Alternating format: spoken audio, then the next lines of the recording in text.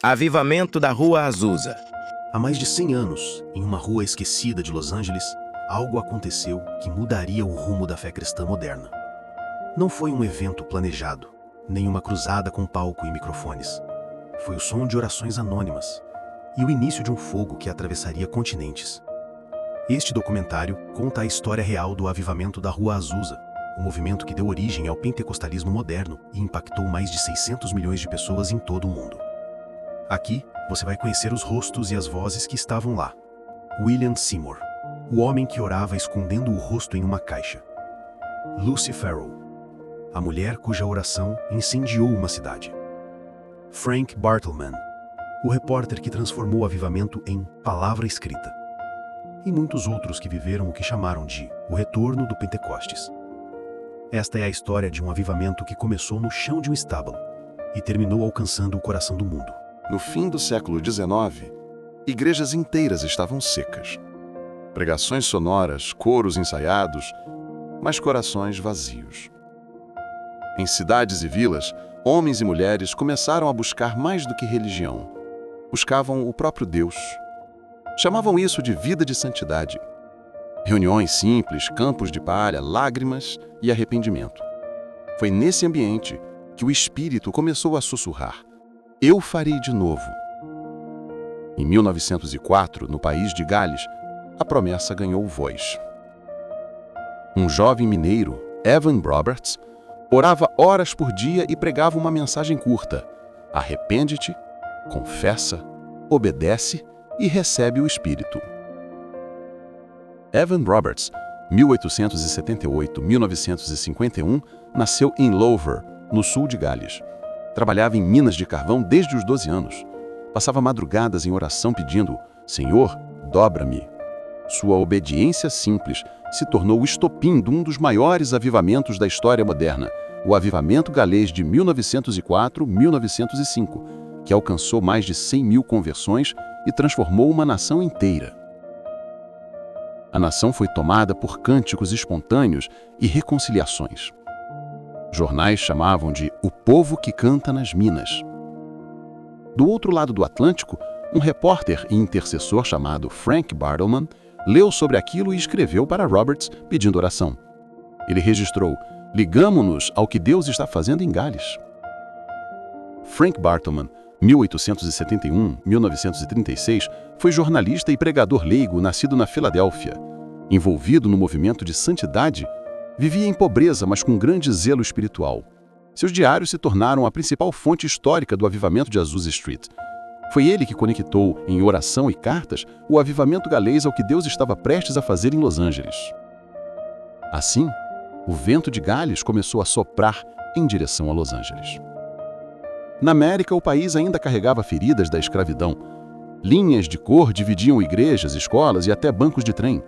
Ainda assim, um pregador branco do Kansas, Charles Fox Parham, ensinava que o batismo no Espírito seria acompanhado de línguas, como em Atos 2. Charles Fox Parham, 1873-1929, foi pregador metodista do Kansas e um dos primeiros a sistematizar um ensino sobre o batismo com o Espírito Santo. Fundou a Escola Bíblica de Topeka, onde em 1901 sua aluna Agnes Osman falou em línguas, evento considerado o marco do movimento pentecostal moderno. Suas ideias influenciaram diretamente William Seymour. E entre seus ouvintes, do lado de fora da sala, porque a lei não permitia que ele entrasse, estava William J. Seymour, filho de ex-escravos, cego de um olho, mas com a visão do céu inteira. William Joseph Seymour, 1870-1922, nasceu na Louisiana, filho de ex-escravos, trabalhou em plantações e foi criado sob forte segregação racial. Perdeu a visão do olho esquerdo por varíola. De origem metodista, foi moldado pelo movimento de santidade. Humilde e perseverante, tornou-se o principal líder do avivamento da Rua Azusa, o epicentro do pentecostalismo mundial. Ele ouviu as aulas pela porta entreaberta e guardou cada palavra. Em 1906, recebeu um convite para pregar em Los Angeles. Ele ainda não havia falado em línguas, mas cria na promessa. Quando chegou à cidade, pregou sobre o batismo do Espírito e foi expulso da igreja no domingo seguinte. Mas quando as portas se fecham na terra, o céu abre uma casa. Na Bunny Brave Street 214, um pequeno grupo começou a orar. Numa tarde de abril, Lucy Farrell impôs as mãos sobre Edward Lee. Ele começou a falar em outras línguas. A sala se encheu de poder, a varanda cedeu com o peso da multidão. Bardaman escreveu: o fogo pulava de um para o outro como faíscas em um campo seco. Em poucos dias, eles precisaram de um novo lugar. Alugaram um antigo estábulo em 312 Azusa Street. Piso de terra batida, bancos de tábuas, um caixote para púlpito. Nenhuma placa na porta. Ali começaria o avivamento que mudaria o mundo. Os cultos não tinham programa. Começavam quando alguém se ajoelhava e terminavam quando o último se calava. Seymour raramente subia ao púlpito. Passava horas ajoelhado com a cabeça dentro de uma caixa de leite orando. Bardaman escreveu: não precisávamos pregar muito. O Espírito Santo fazia a pregação. Homens e mulheres, jovens e idosos, brancos e negros, ricos e operários, todos sentavam lado a lado. A linha de cor foi lavada no sangue de Jesus, anotou Bardaman. As reuniões seguiam madrugada adentro. Havia cânticos sem instrumento, curas, confissões públicas.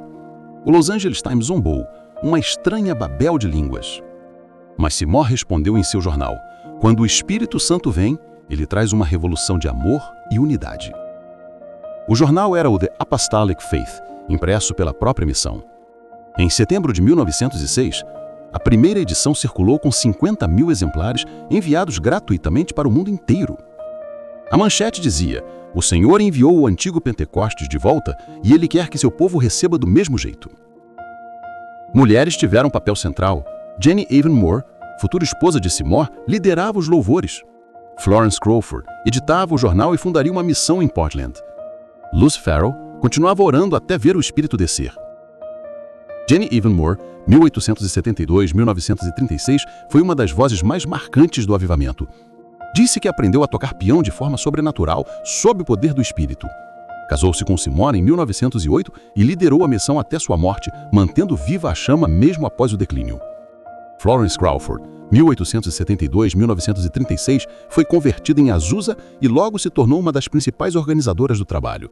Em 1908, mudou-se para Portland, onde fundou a Apostolic Faith Mission, que continuou publicando o jornal e espalhando a mensagem por todo o noroeste dos Estados Unidos.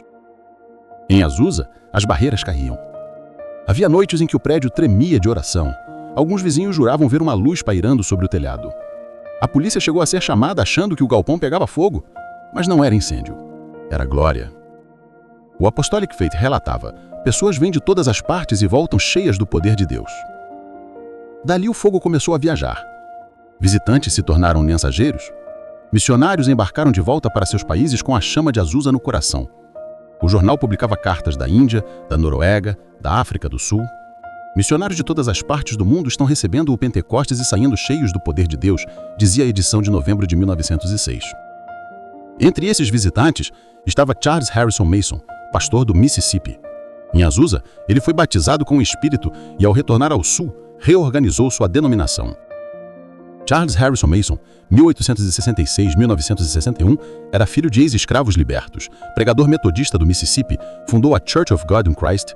Após sua experiência em Azusa, sua visão de santidade, ordem e poder do Espírito fez da COGC a maior denominação pentecostal negra dos Estados Unidos, com milhões de membros até hoje.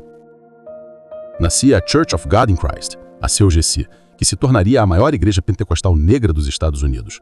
Mason escreveu: voltei de Los Angeles andando em novidade de vida. O fogo caiu sobre mim e não pude me calar. Ao mesmo tempo, a chama cruzava oceanos. Missionários noruegueses e suecos levaram a mensagem para a Escandinávia. A missionária Minnie Abrams relatava da Índia as mesmas manifestações de Azusa, mostrando que o movimento já alcançava o Oriente ainda em 1906. Minnie F. Abrams, 1866-1912, foi missionária americana em Pandita Ramabais Mukti Mission, na Índia. Suas cartas descrevem experiências pentecostais semelhantes às de Azusa, mostrando que o movimento já alcançava o Oriente ainda em 1906. Em 1910, dois suecos tocados por essa corrente, Gunnar Wingren e Daniel Berg, desembarcaram em Belém do Pará. Ali fundaram a primeira igreja pentecostal brasileira, que se chamaria Assembleia de Deus. Gunnar Wingren, 1879-1933, e Daniel Berg, 1884-1963, eram jovens suecos convertidos em Chicago em reuniões pentecostais influenciadas por Azusa. Vieram ao Brasil por direção divina. Suas pregações em Belém deram origem à Assembleia de Deus, que hoje conta com dezenas de milhões de membros em todo o país. O fogo de Azusa atravessava agora o Atlântico e encontrava o coração latino.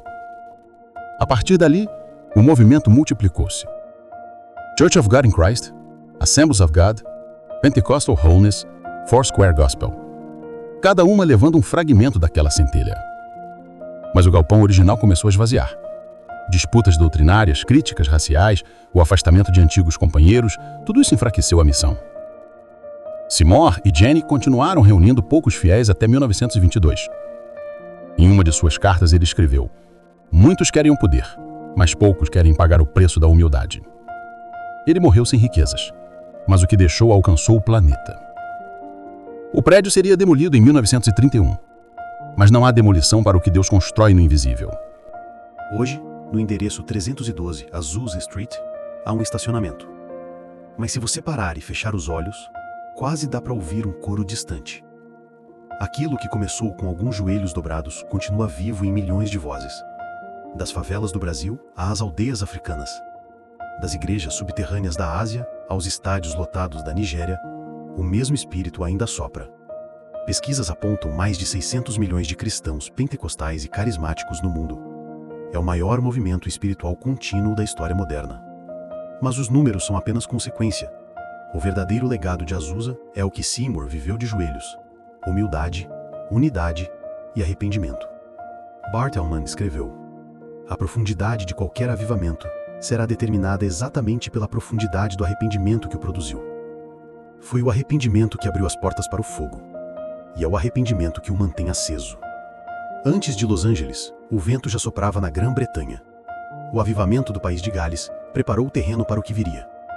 Evan Roberts orava: "Senhor, dobra-me." E Deus o dobrou, para depois incendiar o mundo. É ali, nas minas de carvão e nas capelas galesas, que começa a próxima história. Toda vez que Deus decide iniciar um avivamento, Ele não procura multidões. Ele procura um coração. Foi assim em Gales com Evan Roberts. Foi assim em Los Angeles com William Seymour. Um coração desperto por Deus acende outros corações. E logo a chama individual se torna a luz coletiva. O avivamento não começa nos palcos. Começa no secreto, no chão da oração, no arrependimento que rasga o orgulho, na voz que clama: "Senhor, faz de novo." Talvez o que o Senhor queira reacender agora não seja uma nova rua Azusa, mas um novo coração disposto a orar até o fogo cair. Assim como ele encontrou em William Seymour um servo humilde, o Senhor quer encontrar em você alguém disposto a carregar a chama. Porque o verdadeiro avivamento não termina em um lugar. Ele começa onde alguém decide se ajoelhar.